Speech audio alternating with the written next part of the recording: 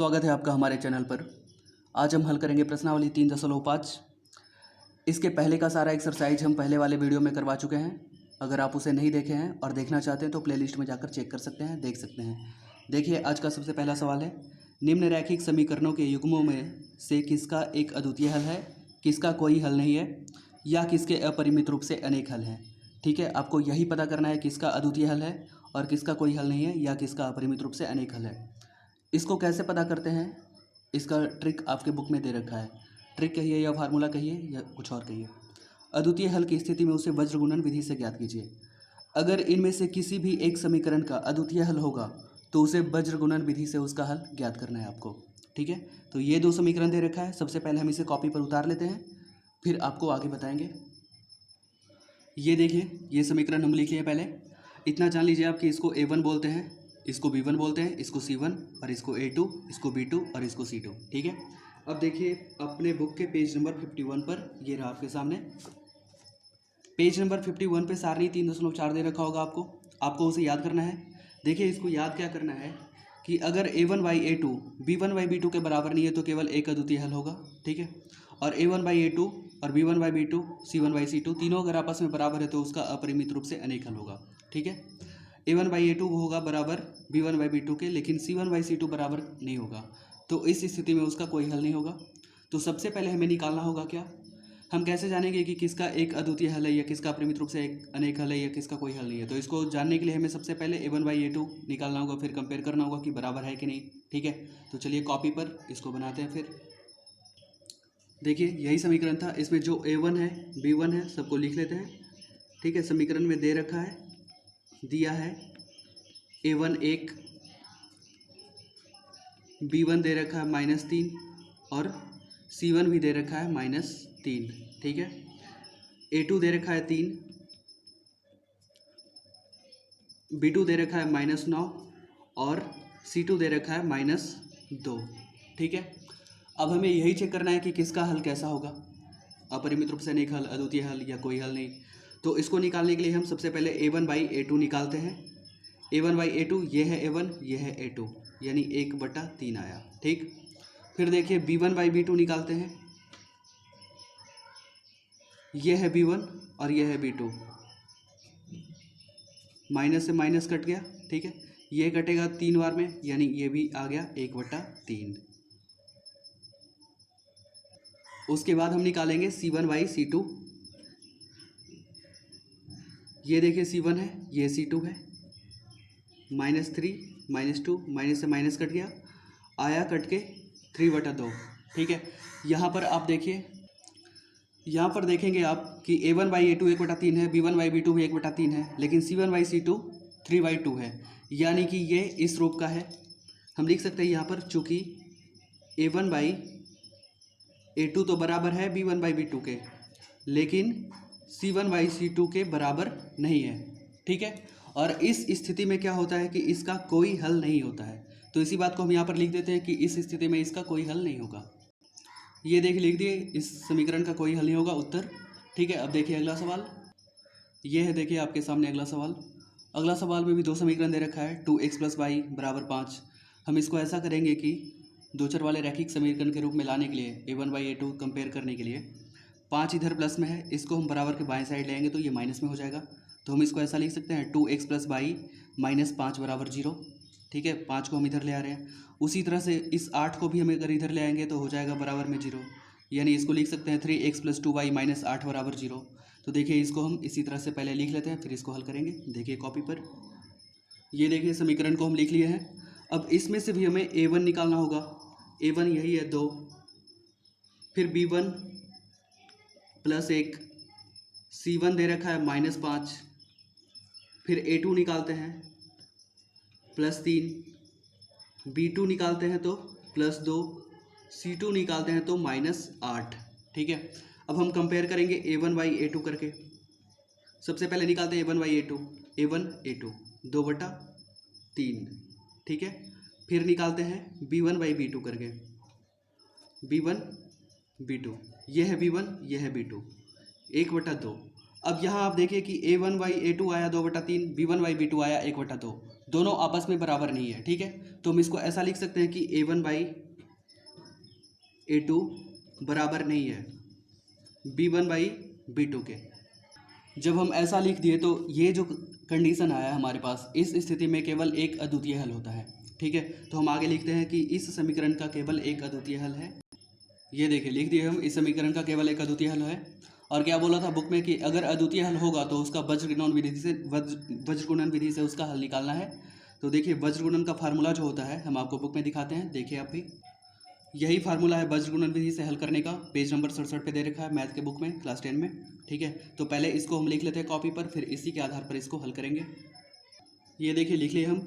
अब इसी के आधार पर हल करते हैं हम इसको। x है बटा में B1 C2 है, तो हमारा B1 आया है, ये देखिए यहीं पर निकाले हम, B1 C2 A2 सब कुछ यहीं पर है, ठीक है। हम यहीं से ले लेके पुट कर रहे हैं यहाँ पर फार्मूला में। आप भी अपने बुक में देखिएगा कॉपी में, फिर उसको हल करिएगा। B1 C2, ठीक है। तो B1 ये है, C2 हमारा आया है -8, फिर है माइनस B2 C1, B2 का मतलब 2 और C1 का मतलब -5, ठीक, बराबर में बाई बटा C1 A2।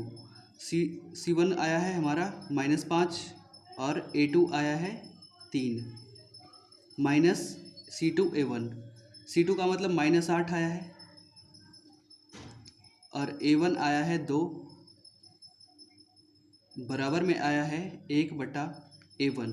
A1 का मतलब 2 और B2 का मतलब 2 ही, फिर A2 आया है 3 और B1 आया है 1, ठीक है। अब इसको हल करते हैं। ये आ गया x बटा -8 और ये -2 गुना -5, तो ये +10, बराबर में y बटा -15 और ये आ गया प्लस का 16, बराबर में 1 बटा 2 गुना 2 4 हुआ, 4 में से 3 घटा तो बचा 1, ठीक है। अब बारी बारी से कंपेयर करते हैं, देखिए अगले पेज पर इसको हम, ये रहा x बटा 2 लिख सकते हैं, 10 में से 8 घटेगा तो 2 बचेगा, हम लिखेंगे x बटा 2, x बटा 2 लिख दिए, बराबर में y बटा 15 घटा 16 में से, तो y बटा 1 लिख सकते हैं। देखिए हम लिख दिए y बटा 1, फिर 1 बटा 1 है दिया हो बराबर में, तो हम लिख देते हैं बराबर में 1 बटा 1, ठीक है। अब बारी बारी से कंपेयर करना है, पहले x/2 को 1 बटा 1 से कंपेयर करना है, ठीक है। 1 बटा 1 से कंपेयर करना है x बटा 2 को। तो देखिए तिरछा तिरछी गुना करेंगे, x को जब 1 से गुना करेंगे तो कितना आएगा, x आएगा, 2 को जब 1 से गुना करेंगे तो कितना आएगा, 2, तो x बराबर हमारा निकल गया 2। अब इन दोनों को कंपेयर करना है, ठीक है। y बटा 1 को 1 बटा 1 से कंपेयर करना है, तो जब y को 1 से गुना करेंगे तो आएगा y, 1 को जब 1 से गुना करेंगे तो आएगा 1, तो हमारा उत्तर आ गया x बराबर 2 और y बराबर 1। हम इसी बात को यहाँ लिख देंगे। ये देखिए हम लिख दिए, x बराबर 2 और y बराबर 1 होगा उत्तर। अब देखिए अगला सवाल, यह है देखिए अगला समीकरण, इसको भी हम यही काम करेंगे। 20 इधर प्लस में है, इसको हम इस तरफ ले आएंगे, ठीक है, ताकि रैखिक समीकरण के रूप में आ जाए, और इस 40 को भी इस तरफ ले आएंगे। 20 जब इधर आएगा तो हो जाएगा क्या, 3x - 5y - 20 बराबर 0।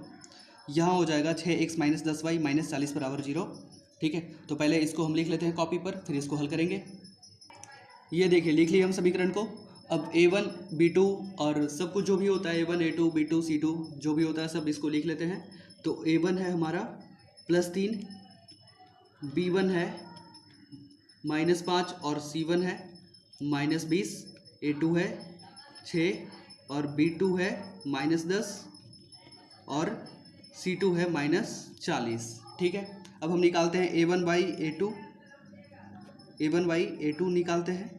A1 ये है, A2 ये है, 3/6, ये कट के आएगा 1/2।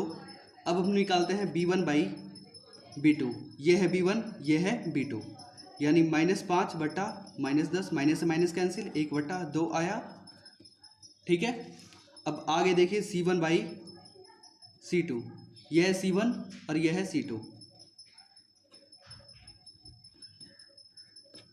ये भी कैंसिल होके 1/2 ही आया, ठीक है। और इस स्थिति में आप देखिए कि A1 बाई A2 भी आया 1/2, B1 बाई B2 भी आया 1/2, C1 बाई C2 भी आया 1/2, तीनों बराबर है ना। तो इसको हम लिख सकते हैं ऐसा, चूँकि A1 बाई A2 बराबर है B1 बाई B2 के और C1 बाई C2 के भी, ठीक है।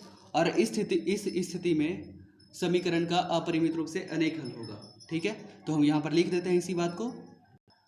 ये देखिए, ऊपर की स्थिति को देखते हुए हम लिख दिए कि इस स्थिति में अपरिमित रूप से अनेक हल होता है और इसका अनेक हल होगा। ठीक है, अब देखिए अगला सवाल। यह देखिए अगला समीकरण दे रखा है x - 3y - 7 बराबर 0। इसमें हमें कुछ करने की जरूरत नहीं है। ठीक है, ये दो चर वाले रैखिक समीकरण के रूप में दे रखा है, इससे हम कंपेयर कर सकते हैं a1/a2 b1/b2 सब। ठीक है, तो इन दोनों समीकरण को हम पहले कॉपी पर लिख लेते हैं, फिर इसको हल करेंगे। ये देखिए कॉपी पर हम लिख लिए। अब यहाँ से हम लिख लेते हैं a1/a2 जो भी होता है a1, उसके बाद a1 आएगा हमारा 1, a2 b1 आएगा -3 और c1 आएगा -7, फिर a2 आएगा +3, b2 आएगा -3 और c2 आएगा -15। ठीक, अब हमें a1 a2 सब पता चल गया। अब हम कंपेयर कर लेते हैं कि इसका हल कैसा होगा। तो इसको कंपेयर करने के लिए फिर a1/a2 निकालना पड़ेगा। a1/a2 निकाल रहे हैं तो आ रहा है 1/3। ठीक है, b1/b2 भी निकाल लेते हैं। यह है b1, यह है b2, -3/-3, माइनस से माइनस कैंसिल, 3 से 3 कैंसिल, ये आ गया 1। अब यहाँ आप देखें कि a1/a2 आया 1/3, b1/b2 आया 1/2, दोनों आपस में बराबर नहीं है। तो हम यहाँ लिख देते हैं चूँकि a1/a2 b1/b2 के बराबर नहीं है। ठीक है, तो इस कंडीशन में होता क्या है कि इसका एक हल होता है। ठीक है, इस स्थिति में इस समीकरण का केवल एक हल होगा। तो यहाँ पर हम लिख देंगे कि अतः इस समीकरण का केवल एक हल होगा। ये देखिए हम लिख दिए। अब बोला क्या है कि जब एक हल होगा तो उसका वज्र गुणन विधि से हल निकालना है। तो हम लिखते हैं अतः वज्र गुणन विधि से, और उसका फार्मूला लिखते हैं पहले। ये देखिए वज्र गुणन फार्मूला हम लिख लिए यहाँ पर। अब इसी फार्मूले पे इसको हल करना है। b1 c2 सब ऊपर निकाल ही चुके हैं, देख लीजिए एक बार फिर से। ये सब है a1 b1 सब, और इसी को बैठा देते हैं इस फार्मूले पे। पहले क्या बोला है, x/b1। b1 हमारा आया था -3 और c2 के जगह पर है -15, माइनस b2 के जगह पर आया था -3 और c1 के जगह पर आया था -7,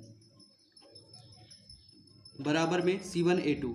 c1 आया था -7 और a2 आया था 3 माइनस c2 आया था -15 और a1 आया था 1, बराबर में 1/a1 आया था 1, b2 आया था -3 माइनस a2 आया था हमारा 3 और b1 आया था -3।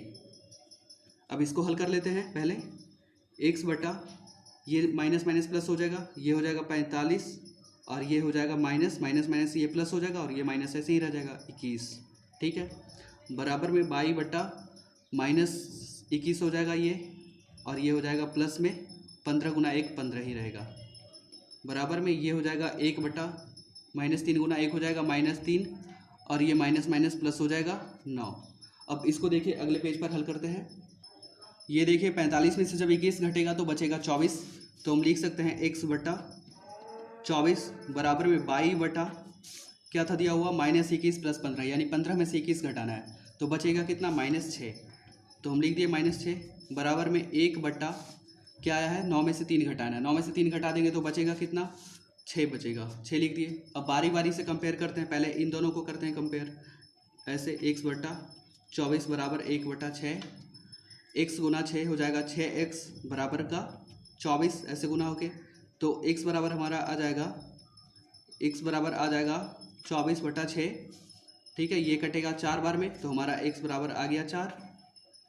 ठीक, अब इन दोनों को कंपेयर करते हैं, y/-6 बराबर 1/6, तिरछा तिरछे गुना करते हैं, y गुना 6 कितना होगा 6y बराबर -6, ये आ गया है ना। तो y बराबर -6/6, तो ये कटेगा एक बार में, तो यहाँ से हमारा मिल जाएगा y बराबर -1 आ रहा है ना, ये माइनस तो रहेगा ही। तो ये दोस्तों हो गया आज का पहला सवाल ख़त्म। अब मिलते हैं फिर अगले वीडियो में अगले सवाल के साथ। और अगर आप हमारे चैनल पर पहली बार आए तो चैनल को सब्सक्राइब कर लीजिए ताकि मेरे हर एक वीडियो का नोटिफिकेशन मिलता रहे और आप अच्छे मैथ सीख पाएँ। तो फिर दोस्तों मिलते हैं अगले सवाल के साथ अगले वीडियो में।